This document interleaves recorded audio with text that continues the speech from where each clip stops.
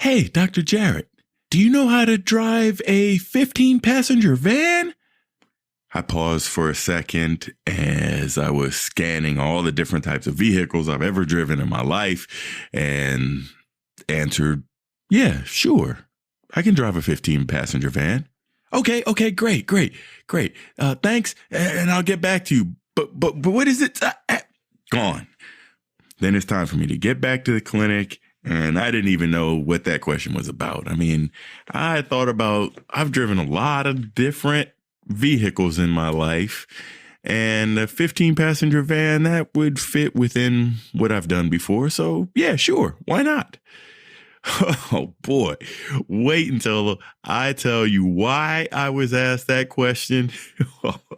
You'll check it out in this episode.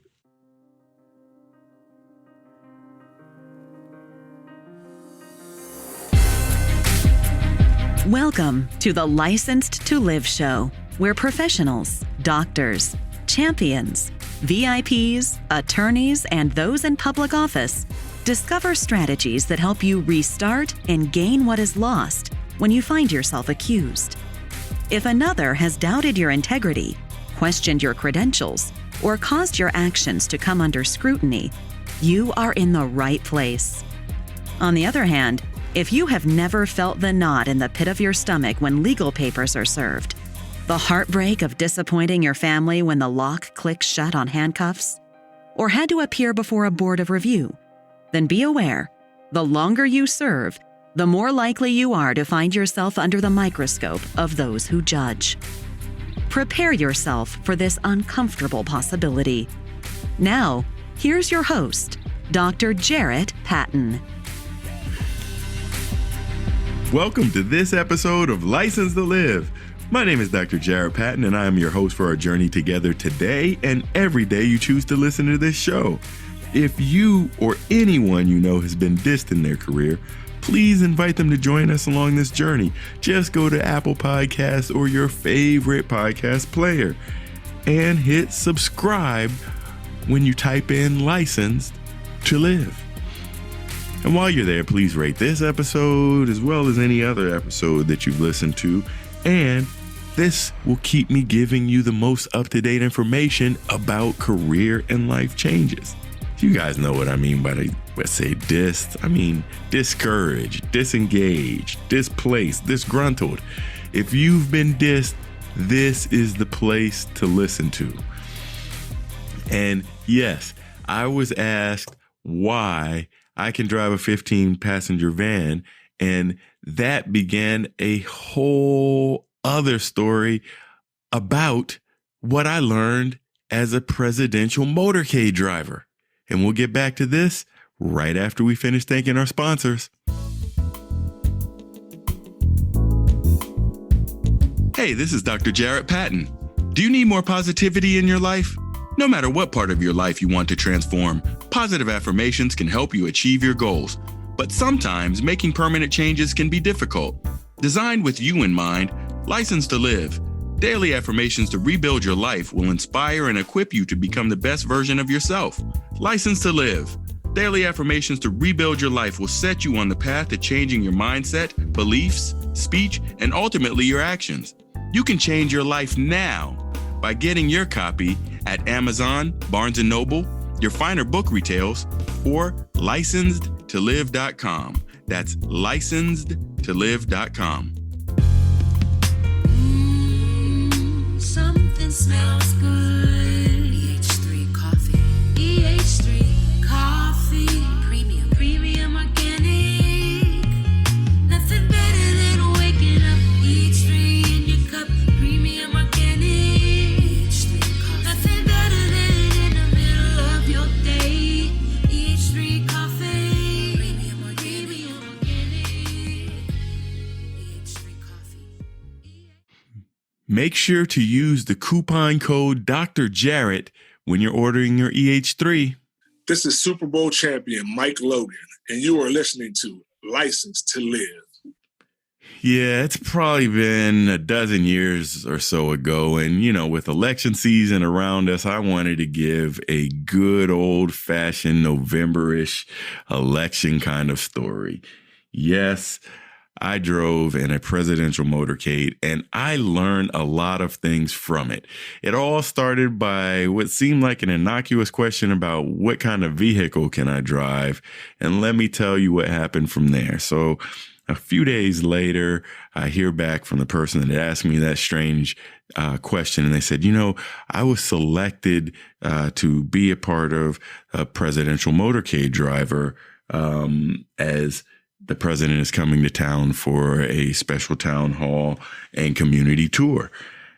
But I can't drive a 15-passenger van, but I figured if you could do it. And I said, what? Wait, what? The president? and I was like, whoa, this kind of blew up my afternoon, because I'm thinking I was just going back to finish up seeing a few more patients and going on with my day. But this particular day was something very different. So they went on to tell me about what kind of information they would need to get from me: my driver's license, my social security number. Oh, by the way, you're going to need to have all these criminal background checks, and Secret Service has to check you out as well. So it's a long list of things that we're going to have you do. But when the president comes to town, we will have you as one of the drivers. Man, I was so excited. I didn't even know what that meant. I'm like, they just get random people to drive the beast and get the president driving all around? I figured the president would have professional drivers. Yeah, but they said, no, it's not quite like that. You're not going to be actually driving the president around. I mean, he does have a professional driver. There is a budget for that. But you will get to drive in the motorcade because, well, it's not only the president that comes off of Air Force One. It is a whole long list of people that get off. His staffers, his press corps, his this, his that, photographers, you name it. It's a long list of people, but they all come off the back of the plane. You'll be able to be a part of this, and I think it would be a great experience. And so, for me, it was no question. I'm like, this sounds awesome, to be a part of an official function of any president standing at any time. And this happened back in 2000. Now, this happened back in 2009. So it was a good ways back, and it was President Barak Obama. And yes, he was coming to Allentown, Pennsylvania. And I thought this would just be something amazing. I didn't know what to do. So there were so many things that I learned from this that I had to share with you guys in this episode. But back to the story.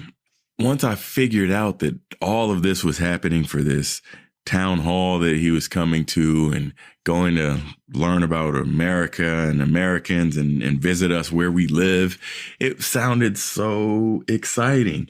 And all of these things that I've done in my life up until this moment, well, it seemed pretty cool, because I said, well, my life has been neat. I've been able to do a lot of things, but never did I think I could do something like this. I mean, the last time I visited the White House, I said, maybe I'll just get a glimpse of the president while I'm here. But that never happened. I mean, come on.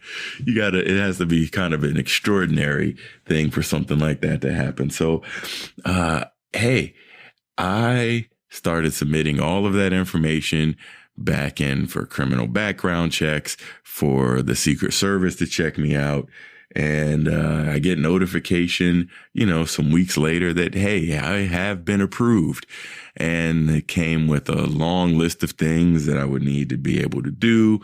And it came with a long list of things that you can and cannot do. So, of course, a lot of the cannot do's were you cannot have your cell phone, you cannot take pictures, you cannot do this, you cannot do that, you cannot leave this van you're going to be in all day long.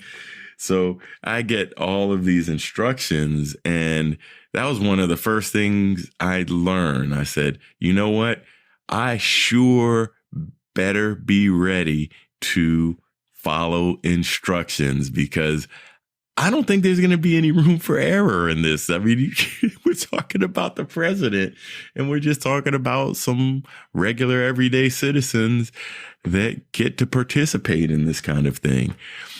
So go to my gallery page at drjarrett.com. You can see the original presidential photo that was taken of myself, President Barak Obama, and some of the other motorcade drivers that we were there that day at one of his stops. But I didn't even think I was going to meet the president based upon all of the things that I saw on this instruction list. So one thing, I learned how to follow instructions because I knew there'd be no room for error. And there was a long list of things that you could do and you couldn't do. And seeing that one of the things that they said, yeah, you're going to be driving this van and it's going to contain these people, and you will have a Secret Service agent riding with you right up front. I thought that might be kind of intimidating too. So I said, whatever these instructions are, I want to make sure I follow them because I definitely don't want to be a part of the news story that the president came to town and something went wrong in one of these vans. And that's a general lesson that I think goes to all of us, because sometimes we think we know the instructions. Sometimes we think, well, the directions and instructions don't really apply to us because we're special. No, the reason most of these things are put out there are to see if, yes, you can follow the instructions as they're written to make sure you're doing the things that you should be doing. And it's probably, in this case, to keep everybody safe. So there were all of these instructions that I knew. And I said, well, in order to complete all of these things, like knowing that I may be confined to a van for 6 hours or more during this day, knowing I have to show up to this airport hours and hours. Well, in fact, given the proximity, Air Force One hadn't even taken off yet.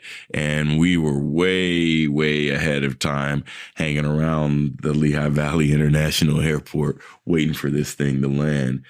But following instructions became critical because, well, in this particular case, if you couldn't follow the instructions, guess what? You were weeded out. There was more cuts that had to be made and said, you know what?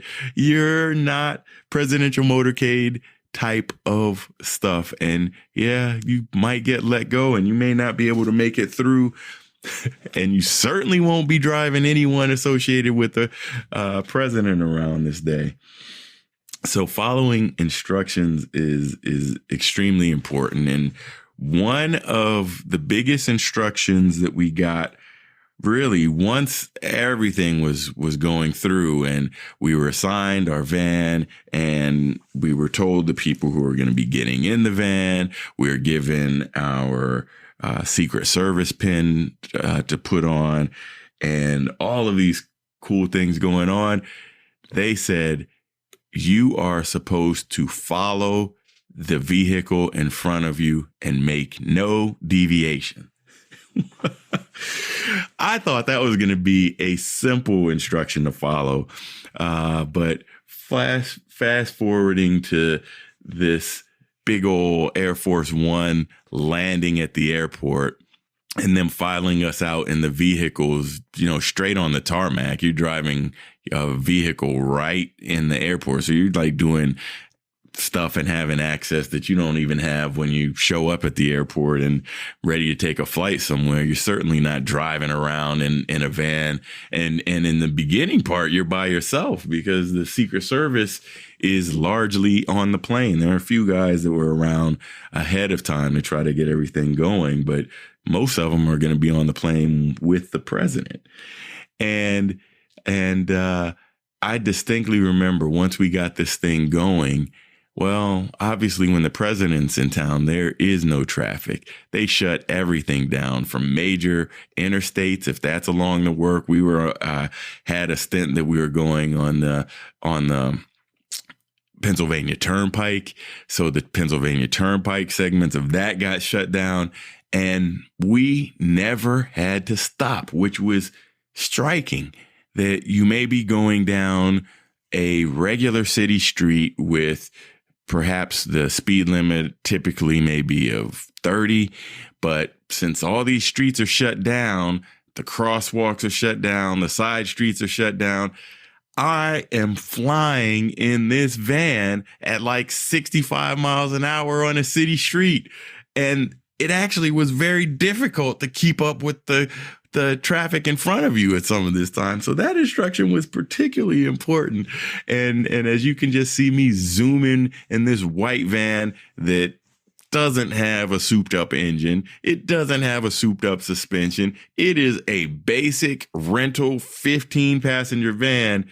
It's not equipped to be handling curves and turns like the beast that's leading the president all the way up at the front of this thing. You know, when you're 4 or 5 vehicles back, it's hard to keep up with all of that. So following instructions was something extremely critical for me to know. And because I had already mentioned about this other instruction that was along with this, that you have to be prepared, because this thing said you may be sitting in this van for 6 hours and you're going to be driving from point A to point B. People will be getting off your van and then going to follow the president wherever he goes to make his speech. And then they will be coming back in, piling back in the van, and the van departs following the vehicle that's in front of you.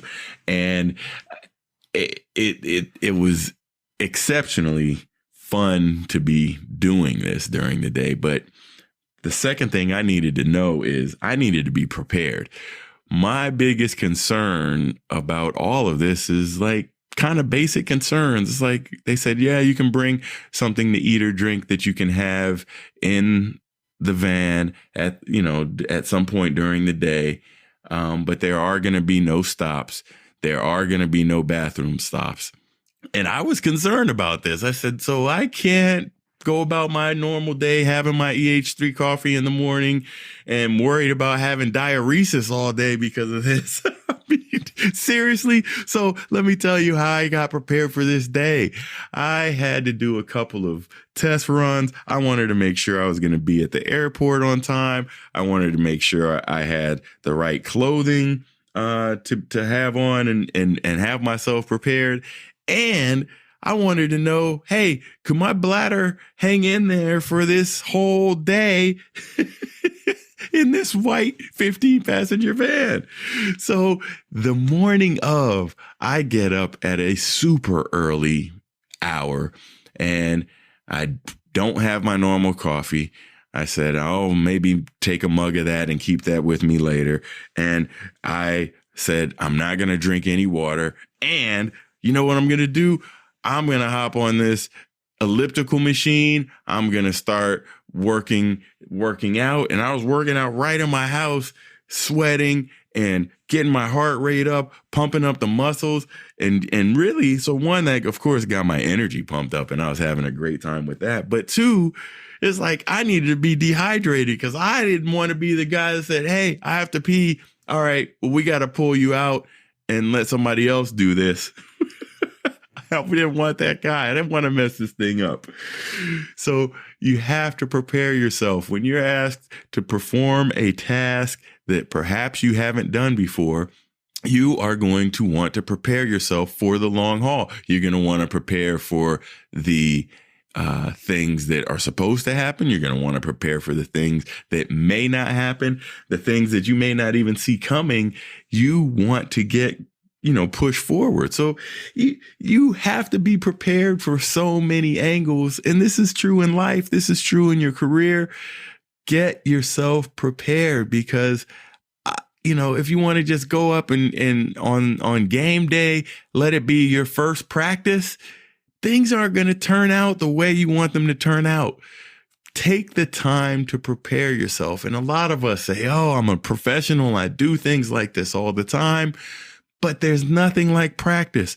I am constantly practice, whether it's me getting up on stage for my next presentation, if it's me getting myself ready to record another podcast. Hey, there are things that I do to prepare myself for every single task that I have on my day. And sometimes we want to pull shortcuts and we don't want to get these things done, but it's going to cost you more in the long run. So folks, be prepared no matter what's going on in your life, no matter what's going on in your career. Get yourself prepared. So I did make it through that day. There were, as promised, no bathroom breaks. But hey, guess what? My bladder held out because I made those preparations so that I wouldn't be that guy causing problems in this motorcade. I did not want to be a news story. Actually, something which, of course, they didn't tell us, but this actually did happen, which was really cool. At one of the longer stops during the day, they made the audible, said, hey, you guys can get out the van, you can stretch. And if you gather quickly, we can go in and listen to part of his speech. So I had never heard the president speak live before in front of an audience. So they took us in a little back entryway and let us listen to some of the things he was saying. And he was just as charismatic as he normally is, talking to all these people in this factory that we had stopped by. And it was incredible to see an emotion. And I was watching him trying to listen to his words. And I'm like, man, I'm actually driving a car with some of his photographers in this thing. Man, what a lucky day. And he was still speaking, and they said, all right, your time's up. Let's go. We're moving off into this next room. And then I looked around this room. I was assuming they were taking us back to our van, and that was all we were going to see of the president until he goes back to walk back on the plane. But I noticed, wait, the governor's back here in this room. And there were a few other dignitaries in this room. And I said, well, sometimes it's about being in very important places and being a VIP. And I said, well, this is pretty cool. And well, let me just stop right here and talk about being a VIP. The book that I'm finishing up writing right now is about the VIP lifestyle. So one of the concepts you need to know is about being in very important places. And we're going to go through all of that in the book. I can't wait for it to come out. It'll be out in early 2023. And of course, I'll have more things to go. But I'm always writing books and I'm always having fun. But being in that very important room with all of these dignitaries, I said, well, something's about to happen, because they were just kind of hanging and getting a chance to have everybody just sit around and not really doing too much. They didn't seem to be rushing us back to our vehicles. And the president walks in this room. And it caught most of us off guard because, well, there was a photographer that showed up and there were some things going on. And then it's like, hey, now you get to take a picture with the president. We got people grouped up over here. And we saw all of this going on. So, I'm sitting here hobnobbing with the governor. The president walks in and, then it's like, well, I'll be honest with you guys. I was pretty tongue tied. I was starstruck that a president walked in this room and, he was happy to shake my hand and know who I was and, thanking me for being part of his, Presidential Motorcade. And I'm thinking to myself, I'm just happy to be here. This is the coolest thing I've ever done in my life. And hey, he's being very gracious about us doing that. So we had a brief conversation and then it was time to head back to the van for the rest of the day. So you have to be prepared for almost anything that can happen in your life. And well, you know what? I did my best to act like I had done something like this before and tried to play it pretty cool. And like I said, I was following all the instructions just to make it happen. And that's why it is important for you to, number one, follow instructions as they're written. Number two, be prepared, because those are the top two things that I learned. And we will get into this third tip right after we finish thanking our sponsor. The time is now to refresh your career. We help doctors, lawyers, executives, and VIPs refresh and restart. Dr. Jarrett's coaching helps you build confidence, gain more credibility, develop more leadership skills, and gain clarity in your career path. Want to climb the executive ladder or branch out on your own? We'll put your career in overdrive. Visit drjarrett.com and sign up for your free strategy session. Yes, Yes. Yes, sure. You know what? Even if you are not completely sure, say yes. As my mind was scanning, had I ever driven a 15-passenger van before? I scanned a lot of vehicles, and I don't think a 15-passenger van had come up on that list before. But I knew I had driven box trucks. I knew I had driven smaller things. You guys know my whole story about going to get my CDL when I didn't have a job as a doctor at some point. I'll tell that story some other time. But all of these things made me say, you know what? Yes, with certainty, I can drive a 15-passenger van. It was that moment in time that got me this gig. If I thought for a second, well, no, I've never driven a 15-passenger van, therefore I can't drive a 15-passenger van, which many of you guys out there, you would have said that. And guess what? Well, that ship may have sailed and said, okay, well, thanks for answering that question. Why'd you ask me that question? Oh, don't worry about it. Nothing. Just wanted to know. And you won't even know the opportunities you miss. And having the ability to say yes can make you have some amazing things.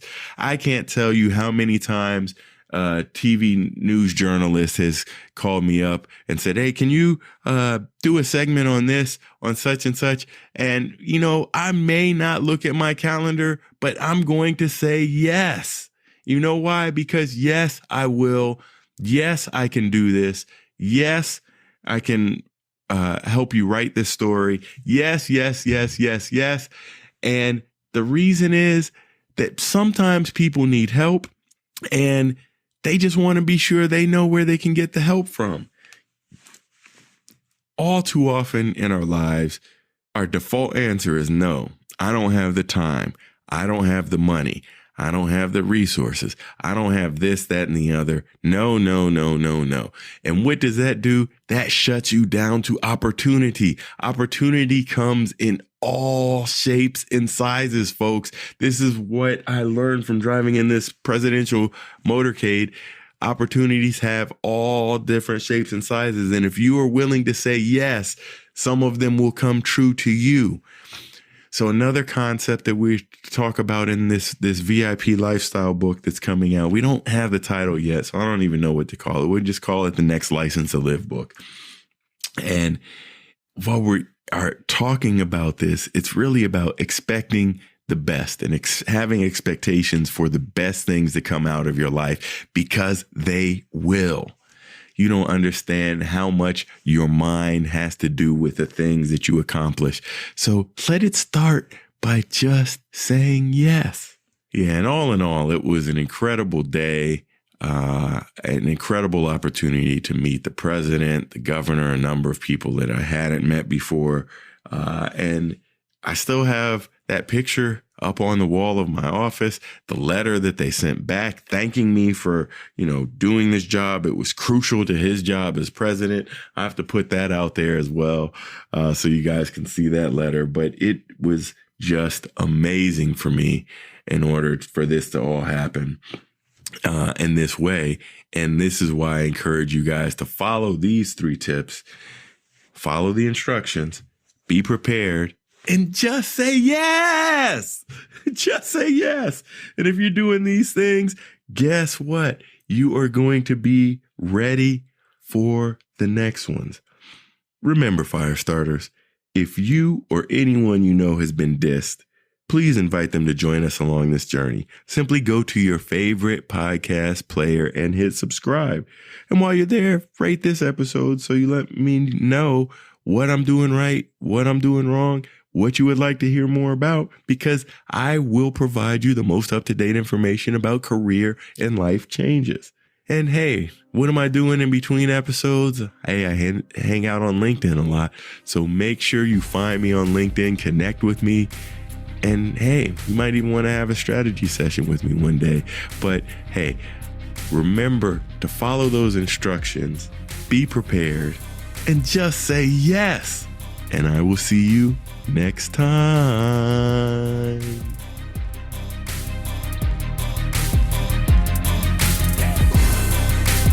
No matter how disheartening the moment of accusation sounds, how deep the pain of immobilization stabs, or how bleak your future looks, no one can take away your license to live. Keep Dr. Jarrett's expertise handy and unlock your future. Go to Apple Podcasts, Google Podcasts, or another podcast player and subscribe right now to Licensed to Live. See you next time.